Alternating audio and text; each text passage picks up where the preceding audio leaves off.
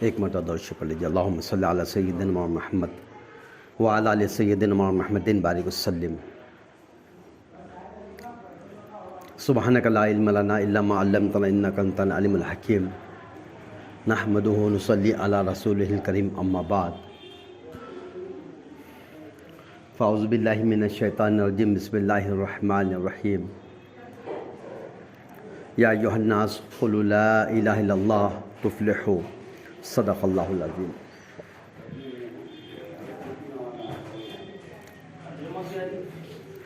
محترم بزرگوں اور دوستو، اللہ رب العزت کی ہم تمام انسانوں پر اور ساری مخلوق پر بے انتہا رحمتیں برستی رہتی ہے، بے انتہا نعمتیں برستی رہتی ہے۔ وَإِن تَعُدُّوا نِعْمَتَ اللَّهِ لَا تُحْصُوهَا، تم اللہ کی رحمتوں کو، نعمتوں کو اگر گننا چاہے شمار بھی نہیں کر سکتے۔ انسان کو کسی نعمت کی کم ہو جانے پر اس کا احساس ہوتا ہے۔ جب وہ دیکھتا ہے کہ جو چیز میرے اندر نہیں ہے وہ کسی اور میں جب دیکھتا ہے تو اس کو احساس ہوتا ہے کہ کاش یہ نعمت بھی مجھے ملتی تھی، یہ مل کر چلی گئی۔ دوسروں میں دیکھتا ہے تو، یا اپنے پاس تھی لیکن کسی وجہ سے وہ آج نہیں ہے تو اس کا احساس ہوتا ہے، اور اس بات کی وہ کوشش کرتا، ترستا ہے، اے اللہ یہ نعمت میرے پاس کتنی اچھی تھی لیکن آج وہ نہیں ہے، اے اللہ مجھے نعمت دے۔ اس کی دل میں آرزو و حسرت رکھتا ہے۔ دوسروں کو دیکھ کر تو کئی نعمتیں اپنے اندر ایسی ہے جس پہ ہم غور نہیں کرتے، جب اپنے پاس وہ نہیں رہتی دوسروں کو دیکھنے کے بعد اس کا احساس ہوتا ہے، لیکن جو نعمتیں پہلے ہی سے ہمارے پاس موجود ہے ہم اس کا احساس تک نہیں کرتے، اس نعمت کا ہم شکر تک نہیں کرتے، اور جو نعمتوں کا شکر نہیں کرتا اللہ تعالیٰ اس سے نعمتیں چھین لیتے۔ کون کون سی نعمتوں کو تم جھٹلاؤ گے؟ فَبِأَيِّ آلَاءِ رَبِّكُمَا تُكَذِّبَانِ، تم اللہ کی کون کون سی نعمتوں کو جھٹلاؤ گے؟ اتنی ساری نعمتیں ہیں، ہم اس کا اندازہ بھی نہیں کر سکتے، ہم اس کو شمار بھی نہیں کر سکتے، ہم اس کو گن بھی نہیں سکتے۔ آنکھ کیا نعمت نہیں ہے؟ کان اللہ نے دیا ہے سننے کے لیے، کیا یہ نعمت نہیں ہے؟ زبان اللہ نے دیا ہے بولنے کے لیے، کیا یہ نعمت نہیں ہے؟ عقل سلیم اللہ نے دیا ہے، ورنہ ایک آدمی ہے جس کو آنکھ بھی ہے، کان بھی ہے، ہاتھ بھی ہے، پیر بھی ہے، دل بھی ہے، دماغ، ساری چیزیں ہیں، پر عقل سے معذور ہے۔ سب ہے اس کے پاس لیکن عقل نہیں ہے۔ تو بہت ساری نعمتیں ہیں جس پہ ہم غور نہیں کرتے، تو نعمتوں کی ناشکری پر اللہ تعالیٰ نعمتوں میں نعمتیں چھین لیتے ہیں۔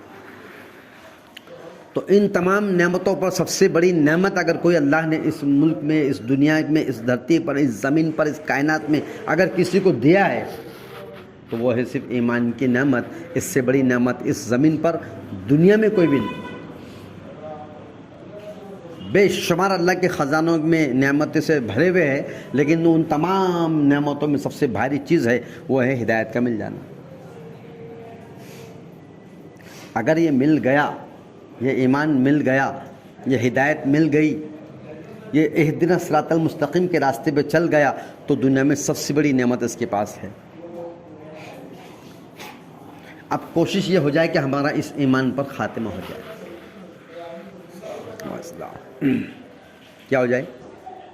خاتمہ ہو جائے۔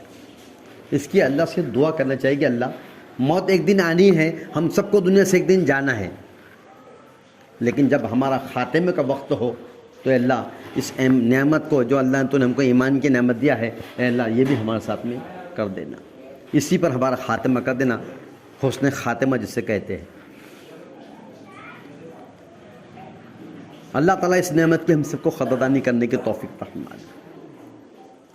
ایک اللہ والوں کا واقعہ ملتا ہے، عبد الواحد بن زید رحمۃ اللہ علیہ ایک مرتبہ جنگل میں جا رہے تھے،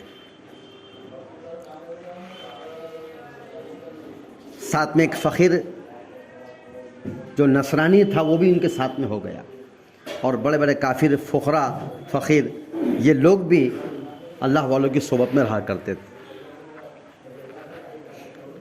اس نے ان کے ساتھ میں رہنے کی خواہش ظاہر کی کہ میں بھی آپ کے ساتھ میں رہنا چاہتا ہوں۔ میں نے کہا کہ ٹھیک ہے، دونوں مل کے ساتھ چلے۔ 7 دن تک ہم چلتے رہے، نہ کچھ کھانا نہ کچھ پینا۔ کتنے دن تک؟ 7 دن تک جنگلوں میں چلتے رہے، سیر کرتے رہے، کوئی کھانا پینا کا کوئی نظام نہیں۔ 7ویں دن کے بعد اس نصرانی جو ساتھ میں تھا راہب، اس نے یہ کہا اللہ والوں سے کہ آپ دعا کیجئے، کچھ اللہ ہمارا کھانے کا نظام بنا دے۔ اللہ والوں نے جو تو کیا کرے، ہاتھ اٹھائے، اسی وقت میں دسترخوان آسمان سے آیا، دستر پہ کھانا تھا، ایک سے ایک بہترین غذا، وہ انہوں نے کھائے، دونوں سیر ہو گئے، اور اس کے بعد پھر 7 دن وہ دونوں ساتھ چلتے رہے۔ تو عبد الواحد بن زید رحمۃ اللہ علیہ فرماتے ہیں مجھے اس کا خیال ہوا کہ پھر یہ مجھ سے سوال نہ کر دے، اس لیے میں نے اس سے سوال کر دیا کہ اب تم اپنے خدا سے کہو کہ ہمیں کھانا دے۔ تو عبد الواحد بن زید رحمۃ اللہ نے اب اس سے کہا کہ اب تمہاری باری ہے۔ اس نے لکڑی کا سہارا پہ معذور تھا، ایک لکڑی کا سہارا لے کے کھڑا ہوا، ہاتھ اٹھایا، اور جب ہاتھ پھیرا تو 2 دسترخوان اتر گئے، اور جو چیزیں اس دستر پہ موجود تھی پہلے والے، اس سے ڈبل چیزیں وہاں پر موجود تھیں۔ ان اللہ والوں کو اس بات کا احساس ہوا میں مسلمان ہوں، اللہ والا لوگ مجھے سمجھتے مانتے ہیں، میں بھی سمجھتا ہوں میں اللہ والا ہوں، اور میں نے میرے اللہ سے مانگا تو ایک دستر آیا، اور یہ کافر ہو کے اس نے جب مانگا تو 2 دستر ملے، ڈبل چیزیں ملی۔ اس وجہ سے میں نے ناراضگی کی وجہ سے کھانے سے انکار کر دیا، نہیں مجھے ازارے میں بعد میں کھا لوں گا۔ وہ نصرانی راہب نے کہا کہ اللہ والوں سے کہنے لگا حضرات آپ کھا لیجئے، کھانے کے بعد آپ کو میں 2 بشارتیں دیتا ہوں، 2 خوشخبریاں دیتا ہوں۔ ایک تو یہ ہے کہ یہ جو دستر آپ جو دیکھ رہے ہیں یہاں پر ڈبل دسترخوان آسمان سے اترے ہیں، دسترخوان ڈبل اترے ہیں اور اس میں دگنا چیزیں ہیں۔ میں نے اللہ سے یہ دعا کیا تھا، اب دھیان دو بات کو، میں نے اللہ سے یہ دعا کیا تھا اے اللہ اس اللہ والے کا تیرے پاس اگر کوئی مرتبہ ہے اس کے طفیل میں ہمیں کھانا دے۔ اس طفیل میں اللہ نے یہ کھانا دیا ہے، پہلے تو تم نے مانگے جب ملا وہ تو تمہارے لیے تمہارے مانگنے پہ ملا ہے، لیکن اب میں نے جب مانگا 2 دستر آئے ہیں، وہ دونوں بھی تمہارے ہی طفیل میں ملے ہیں۔ تو کتنے ملے ان کے طفیل میں؟ 3۔ اور دوسری خوشخبری یہ ہے، یہ کہہ کے اس نے کہا اشہد ان لا الہ الا اللہ واشہد ان محمدًا عبدہ ورسولہ، یہ کہہ کے اس نے کلمہ پڑھا اور جو زنار بندھی ہوئی تھی دھاگا اس کو توڑ کر پھینک دیا۔ یہ ہے ایمان، اس کی برکتیں دنیا میں ملے گی۔ ایمان ہم اس کو اندازہ نہیں کر سکتے، یہ اللہ والوں کی صحبت سے ملے گی، یہ علم والوں کی مجلس میں بیٹھنے سے ملے گی، یہ اللہ والوں کے واقعات سننے سے اندر شوق پیدا ہو۔ آج ہمارے پاس ہے ایمان لیکن ہم کو اس کی قدر بالکل نہیں۔ اب اس ایمان کی حفاظت، اس کی سلامتی کی کوشش کرنا چاہیے کہ اللہ سے دعا کرنا چاہیے کہ اللہ ہمارا خاتمہ، ہمارا حسن خاتمہ جب بھی ہوگا، جب بھی دنیا سے جانا ہے، اللہ ہمارا ایمان اعمال کی سلامتی کے ساتھ ہمارا خاتمہ ہو جائے۔ اس کے لیے جد و جہد کرنا پڑے گی۔ حدیث میں آتا ہے ایمان جو ہے وہ 3 طرح کا ہوتا ہے، اس کے درجات۔ ایک تو یہ ہے کہ اگر میرے آنکھوں کے سامنے اگر کوئی گناہ ہو رہا ہے، حرام کام ہو رہا ہے، کوئی اللہ کا امر ٹوٹ رہا ہے، آپ سب سے پہلے آپ کے پاس جو اللہ نے طاقت دی ہے اس طاقت سے اس کو روک دو۔ یہ ایمان کا پہلا درجہ ہے، سب سے ہائی درجہ ہے۔ میرے آنکھوں کے سامنے ایک ایسا اللہ کا امر حکم ٹوٹ رہا ہے، وہاں نافرمانی ہو رہی ہے، اللہ کا حکم ٹوٹ رہا ہے، اور میرے پاس اللہ نے طاقت دی ہے تو میں طاقت کے بلبوتے پہ اس کو روکوں، یہ پہلا کام ہے۔ اب بولیں گے محلے میں کوئی آدمی غلط کام کر رہا تو کیا میں اس کو جا کے ماروں؟ لیکن جہاں ہم ایسا نہیں کر سکتے، لیکن جہاں کر سکتے وہاں کرنا پڑے گا۔ کیا میں اپنے اہل عیال کے اوپر ہاتھ نہیں اٹھا سکتا؟ کیا میں اپنے گھر والوں کو مار پیٹ کے نہیں سمجھا سکتا؟ کیا بہت طریقے ہیں سمجھانے کے، یہ بعد میں ہے۔ لیکن میری طاقت اگر مارنے کی نہیں ہے، طاقت سے روکنے کی نہیں ہے اس گناہ کو، تو آخر پھر دوسرا درجہ کیا ایمان کا؟ زبان سے اس کو منع کر دے کہ یہ حرام کام میں مت کرو، یہ ایمان کا دوسرا درجہ ہے، یہ سطح ایمان کی دوسرے نمبر ہے۔ ہمارے گھر میں, ہماری گلی میں, ہماری بستی میں, ہمارے محلے میں کوئی ایسا حرام کام ہو رہا ہے جو اللہ کا حکم تھا, مانتے ہیں اس کو, ہم سب کچھ جانتے ہیں, لیکن پھر وہ ٹوٹ رہا ہے اور وہاں نافرمانی ہو رہی ہے, تو آپ اس کو زبان سے منع کر دیں سب مل کے, یہ حرام کام ہے, آپ یہاں نہیں کر سکتے. یہ ایمان کا دوسرا درجہ ہے. پہلا کون سا؟ طاقت سے روکو. دوسرا کون سا؟ زبان سے. ایک اکیلے نہیں کر سکتا, پر 4 لوگ تو مل کے آگے اس کو گناہ سے روک سکتے ہیں کہ بھائی دیکھو یہ کیا کر رہے ہیں آپ, یہ غلط ہے. یہ 2 ہو گئے. اور اس کے باوجود بھی اگر ہمارے میں کس کو طاقت سے روکنے کی طاقت نہیں ہے, ہاتھ طاقت سے بھی نہیں روک سکتے, زبان سے منع کرنے کی بھی نہیں ہے, تو تیسرا درجہ, سب سے کم درجہ, سب سے ضعیف درجہ اور سب سے آخری درجہ ایمان کا یہ ہے کہ جس جگہ گناہ ہو رہا ہے اس گناہ کو دیکھ کر دل میں اس بات کو آدمی یہ کرے کہ اللہ یہ جو ہو رہا ہے اس کو غلط, تو گناہ کو گناہ سمجھنا, یہ ایمان کا تیسرا اور آخری درجہ ہے. اس سے کم درجے کا کوئی ایمان نہیں. اگر میرے گھر میں, میری گلی میں, میری بستی میں, میرے محلے میں, میرے خاندان میں کوئی ایسا گناہ ہو رہا ہے جو حرام کھلا ہم کو معلوم ہے کہ حرام کام ہو رہا ہے, اور ہم اس کو طاقت سے روک سکتے لیکن نہیں روک رہے, ہم زبان سے منع کر سکتے لیکن نہیں کر رہے, اور ہم دل سے اس کو برا سمجھتے لیکن پھر بھی نہیں سمجھ رہے, اور پھر اس گناہ میں ہم بھی لگے ہوئے ہیں, تو وہ آپ اپنے آپ کو سمجھتا ہوں گا یہ میں مسلمان ہوں, اس وقت اس کے سینے میں ایمان نہیں رہے گا, کیونکہ اس نے گناہ کی آخری حد کو پار کر دیا. تیسرا درجہ اور آخری درجہ یہ ہے کہ گناہ کو گناہ سمجھنا. اب کیا پہچانے گناہ کو گناہ سمجھنے کی, اور کیا پہچانے نیکی کو نیکی سمجھ؟ کیسا معلوم پڑے گا کہ میں نے نیکی کیا؟ یہ کیسا معلوم پڑے گا کہ میں نے گناہ کیا؟ تو کسی بہت بڑے عالم اور مفتی کے پاس جا کے پوچھنے کی ضرورت نہیں ہے. تمہارا خود دل ایک مفتی ہے, وہ تم کو اسی وقت میں بتا دیں گا تم نے جو عمل کرے وہ اچھا کرے یا برا, وہ حلال کرے یا حرام, وہ صحیح کرے یا غلط کرے, وہ گناہ تھا یا وہ نیکی, وہ اسی وقت بتا دیں گا. انسان جو ہے اس کے ساتھ میں کہ اس کا ضمیر رہے, وہ ضمیر اس بات کی اس کو گواہی دے دیتا ہے, جو کام ہم غلط کرتے ہیں تو اندر دل پر بوجھ ہوتا ہے, بے چینی ہوتی ہے, گھبراہٹ ہوتی ہے.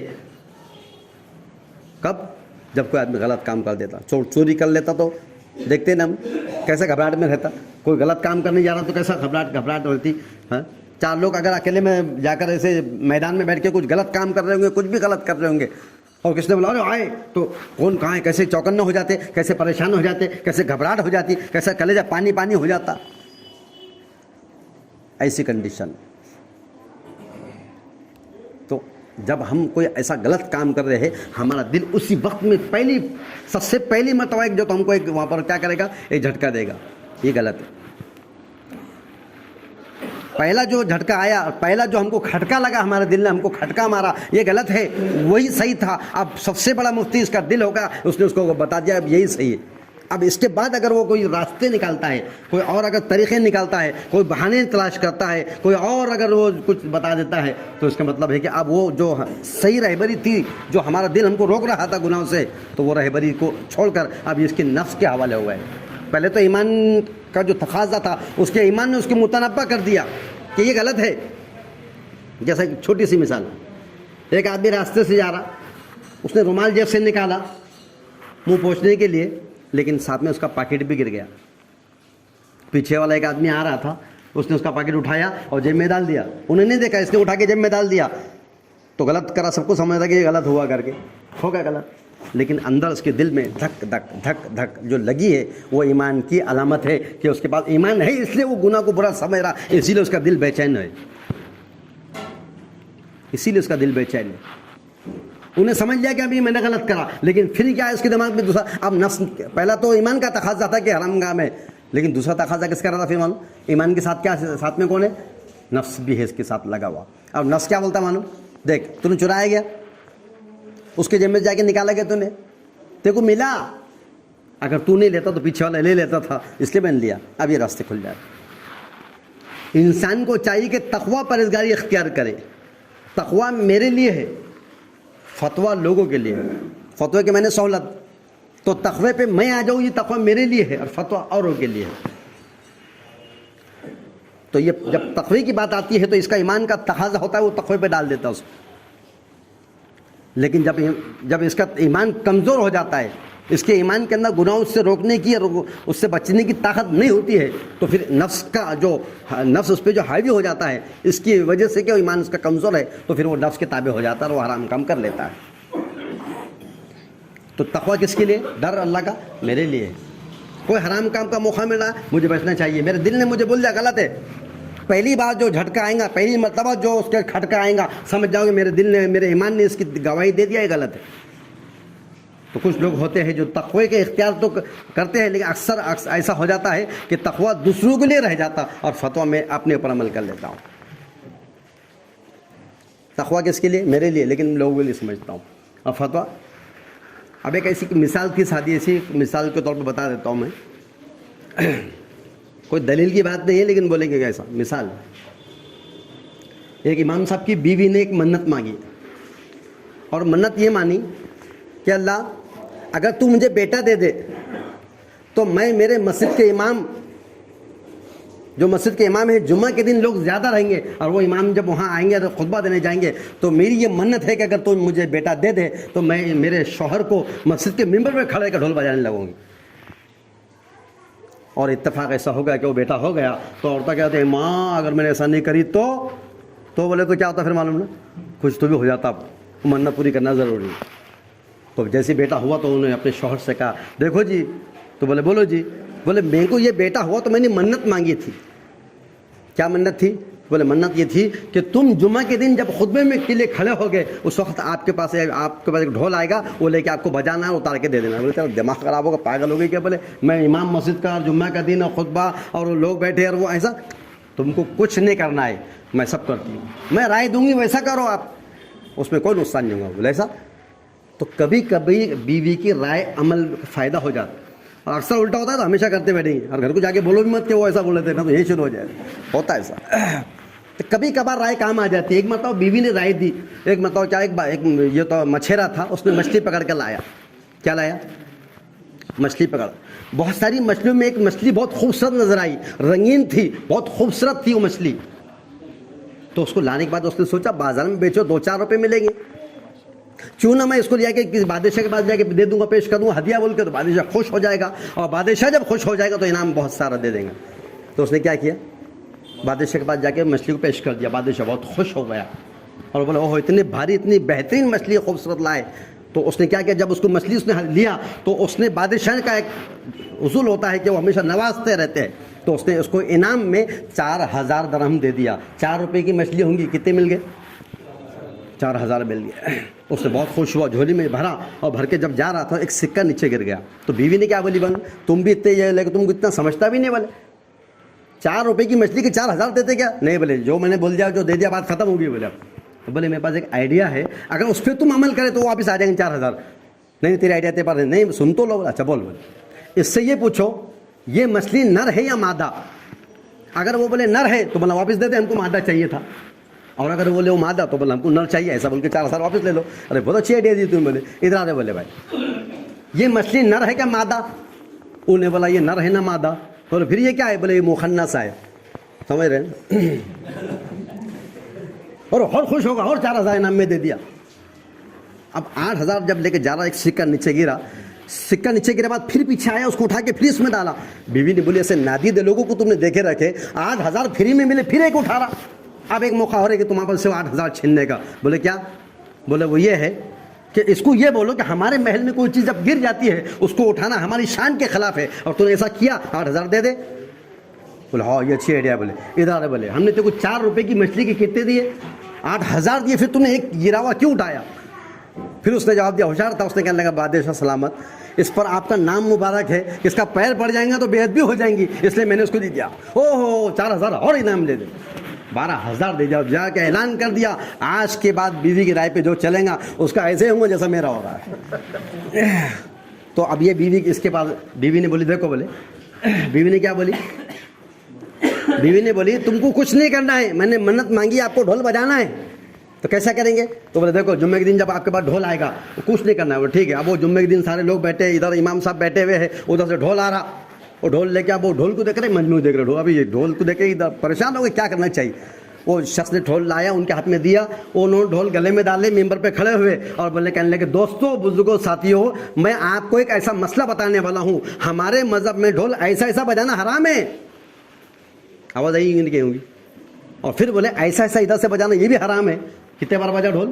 2 بار ہوگا. اور پھر اس کے بعد کہنے لگے ایسا ایسا بجانا تو حرام ہی حرام ہے, اور ڈھول دے دیا اور مسئلہ بھی حل ہوگا, مفتی صاحب کا فتویٰ بھی ہوگا.